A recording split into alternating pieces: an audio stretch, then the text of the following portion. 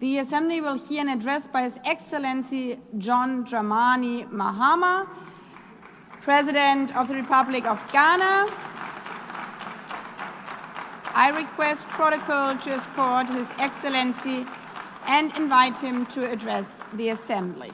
At the 80th session of the United Nations General Assembly, President John Mahama delivered a powerful address that highlighted Ghana's economic recovery while pressing for urgent reforms in the global institutional framework.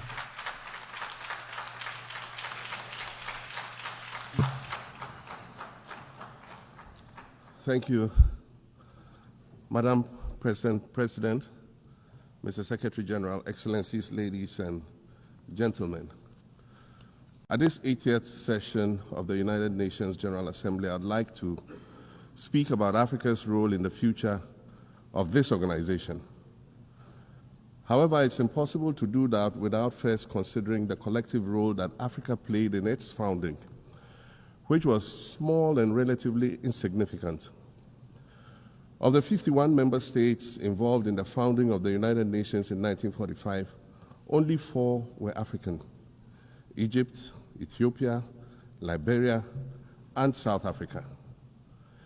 It is important to point out that the United Nations came into being in the aftermath of World War II because of the inability of its predecessor, the League of Nations, to avert a large-scale global conflict, which had been its guiding purpose when it was founded in 1920 at the end of the First World War.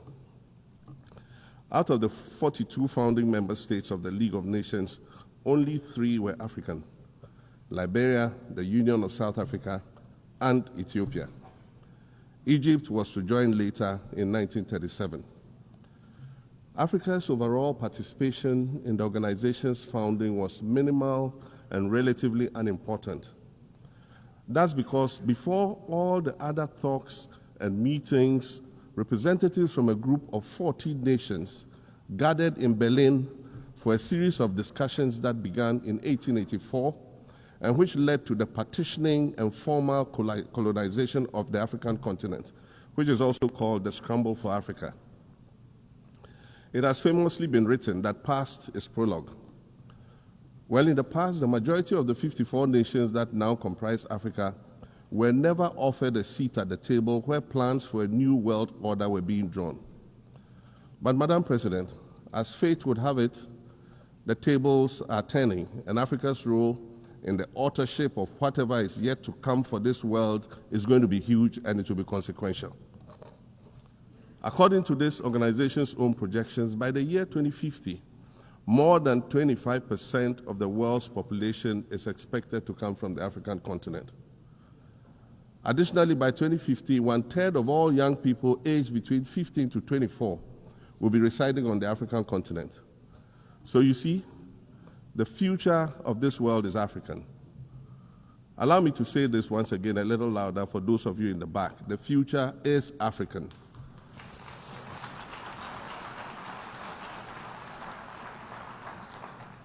Already today, Africa is a catalyst for human potential and development, as well as for economic reform and ecological stability. Africa is a catalyst for systemic change. If this reality, which is fact-based and straightforward, seems provocative or unsettling, perhaps it's because you are viewing it through the lens of centuries of filters, colonialism and imperialism, and the resulting implicit bias. Maybe you are unaware of the resilience of African nations or their remarkable ability to make a strong comeback just when you think it's safe to count them out.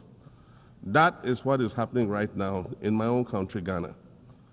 Our constitution limits leaders to 2 4-year terms. In January, I was sworn in for a second term, which, let me point out, was non-consecutive with my first term.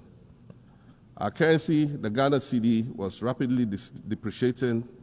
Faced with rising inflation, a huge debt burden, and low morale amongst our citizens, my new administration settled down quickly and embarked on an ambitious program of comprehensive transformation designed to restructure Ghana's economic foundation and enhance our competitive standing globally. We refer to this process of recalibration as our reset agenda. In just 8 months, we have achieved significant reduction in inflation from 23.8% in December 2024 to 11.5% in August 2025, restoring price stability for our citizens. Additionally, our currency, the Ghana cedi, has appreciated considerably against other currencies, with Bloomberg reporting it as the best performing currency in the world at one point. Our improved sovereign credit rating reflects increasing investor confidence in our economy, and our 24-hour economy initiative promises to transform our economy. And there's a renewed willingness amongst our people to trust that their elected officials have Ghana's interests at heart and that we're progressing together. Madam President, I believe that in honor of this milestone celebration, the United Nations should also embark on a process of serious recalibration and establish its own reset agenda. Since the organization's founding, the number of UN member nations has nearly quadrupled. And quite frankly, it is not the same world that it was back then when the UN was formed. I mentioned earlier that I began my second non-consecutive term as president this past January. My first term ended in January 2017. In that span of time, 8 years, the world has changed with such ferocity. My first days in office after my return felt as though I had just awakened from a Rip Van Winkle-style sleep. Now, no, that was only after 8 years. Imagine then what it will be like after 80 years since the founding of the United Nations. In 1945, the sun had not yet set on the largest empire in history. The most common mode of international travel was by sea. The personal computer had not been invented, let alone made portable.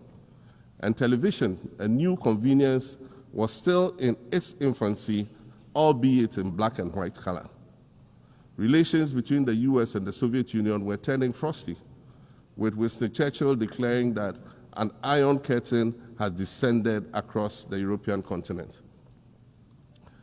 Fast track 80 years on, in today's world, hundreds of thousands of commercial flights take off and land every day. Libraries have been digitized so that volumes of literature can exist on a small device, small enough to fit inside your pocket.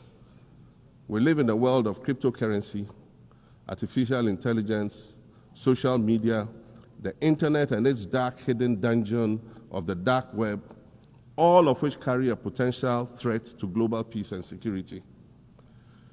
Climate change is real, and we're fighting a losing battle against the loss of Maldives and other island nations to the rising sea level, against the loss of Timbuktu to desertification and the Amazon forest to global warming and deforestation. Madam President, the UN Founding Charter is outdated when it comes to representation in this August Assembly. The most powerful post-World War II nations are still being rewarded with an almost totalitarian guardianship over the rest of the world.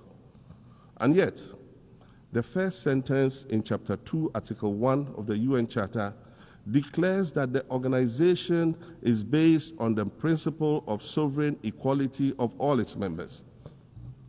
If this were true, and was the case, a continent as large as Africa, with its numerous UN member states, would have at least one permanent seat on the Security Council.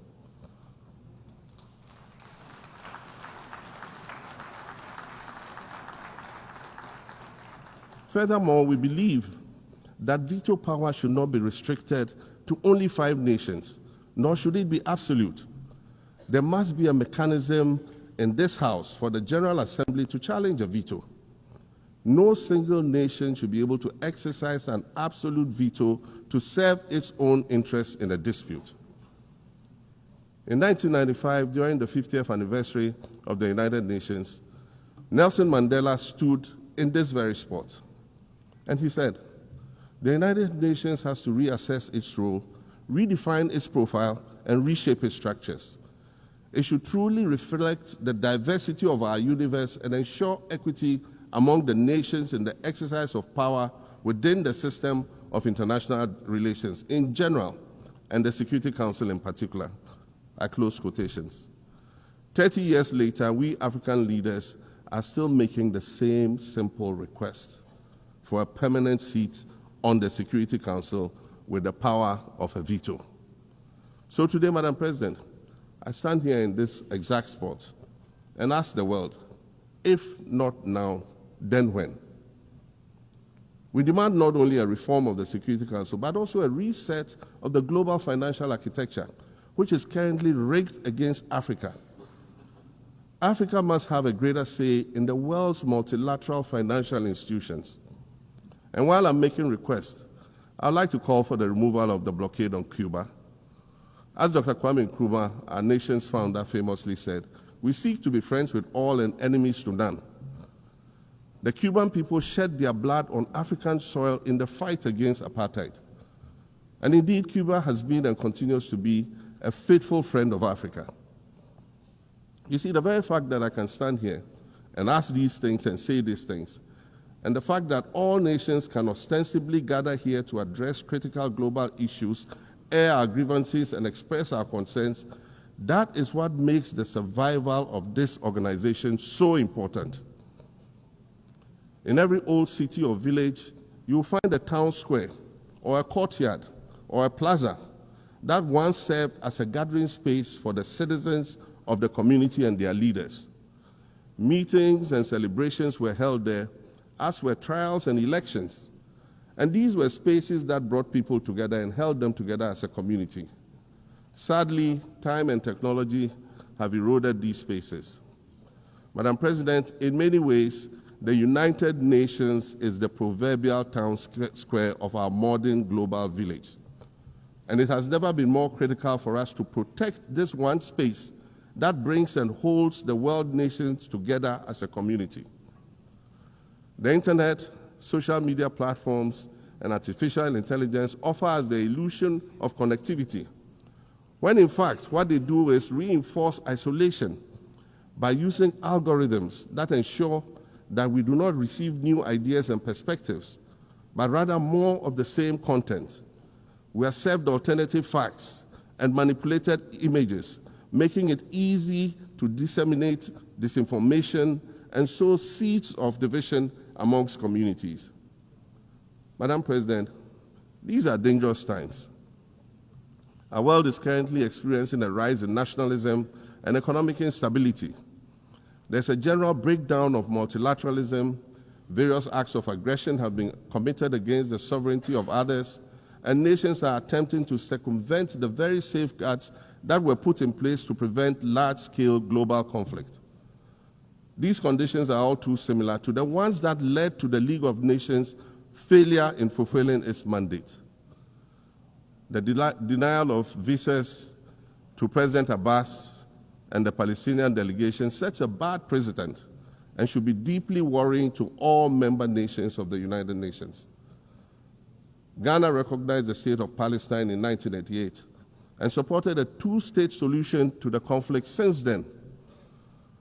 And I say, contrary to the claims of some, a two-state solution would not be a reward for Hamas.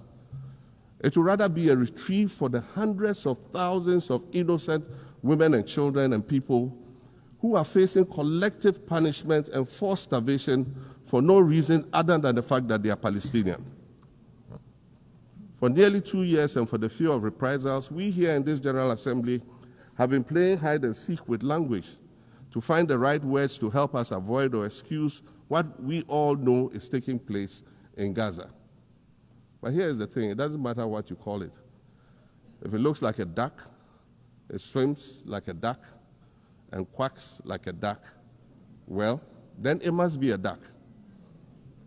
The crimes in Gaza must stop.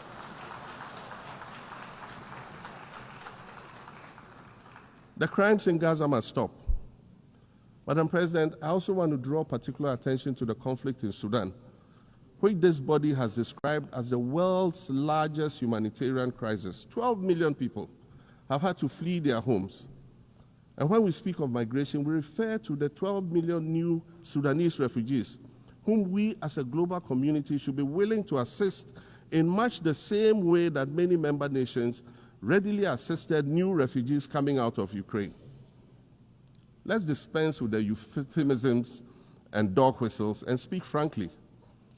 It is not a mystery that when leaders of Western nations complain of their migration problems, they are often referring to immigrants from the global south. But many of those immigrants are climate refugees. And interestingly, the global north emits 75% more greenhouse gases than the global south. However, the effects of climate change are more severe in the global south because we lack the resources to address them effectively. And so when the desert encroaches on our villages and towns and they become unlivable, we are forced to flee. Warsan Shire, a Somali-born prophet, a Somali-British poet born in Kenya to Somalian refugee parents, was London's first youth poet laureate.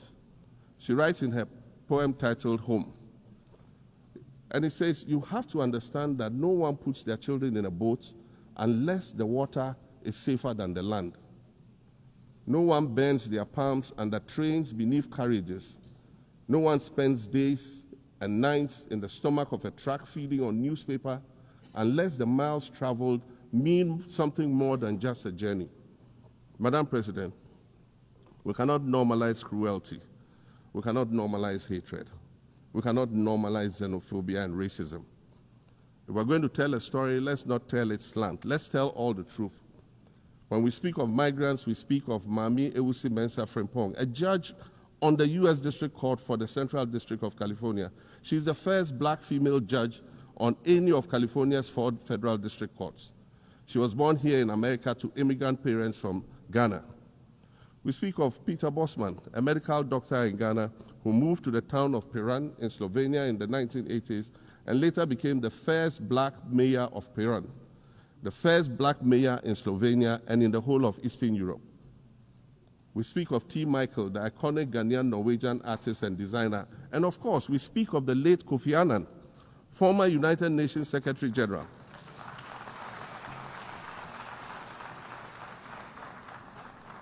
Former United Nations Secretary General and Nobel Peace Prize recipient, who was born in Ghana but spent his adulthood in various places in America and Europe. These are people who have brought great distinction to the countries that they decided to call home. Just as the migrants and the children of migrants before them did, I dare say these are not invaders. These are not criminals. Madam President, the slave trade must be recognized as the greatest crime against humanity.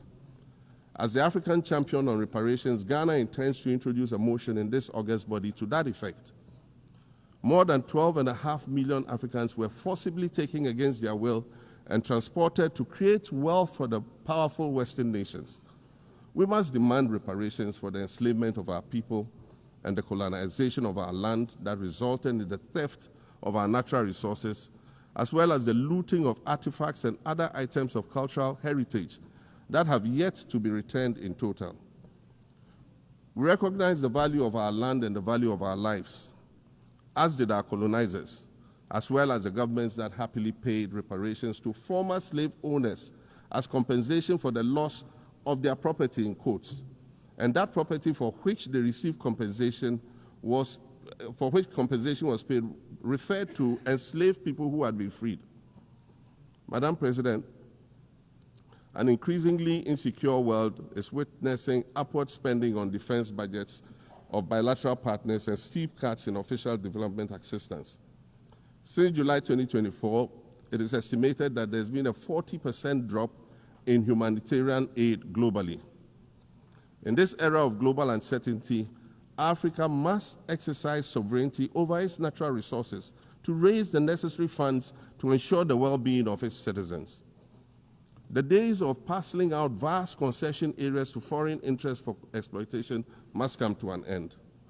We'll continue to welcome foreign investment, but we must negotiate better for a bigger share of the natural resources that belong to us. And we must insist on value addition to these resources. We're tired of the continued image of poverty-stricken, disease-ridden rural communities living at the periphery of huge foreign-controlled natural resource concession areas. We're tired of having people extract the most they can from us and in return offer us the very least by way of respect, consideration, and dignity. We're tired of not being represented in ways that reveal the richness and complexity of our history or acknowledge all that we have overcome to arrive here in this liminal space of untold possibilities. Allow me to echo the Indian-American writer Arundhati Roy, who wrote, "Another world is not only possible, she is on her way. On a quiet day, I can hear her briefing."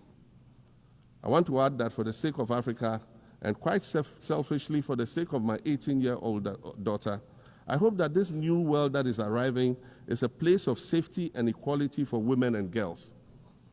To succeed, we must empower everyone, including women and girls, to reach their full potential. In closing, Madam President, I'd like to congratulate you on your election to preside over this historic 80th General Assembly and on being the 5th woman to hold this distinction.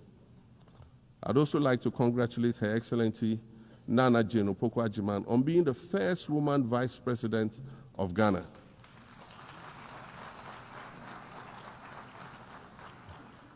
Now every Ghanaian girl knows the heights to which she can ascend.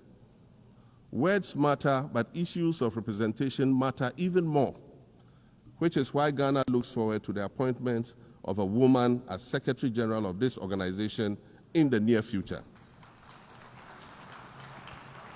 Madam President, Your Excellencies, I thank you for your kind attention.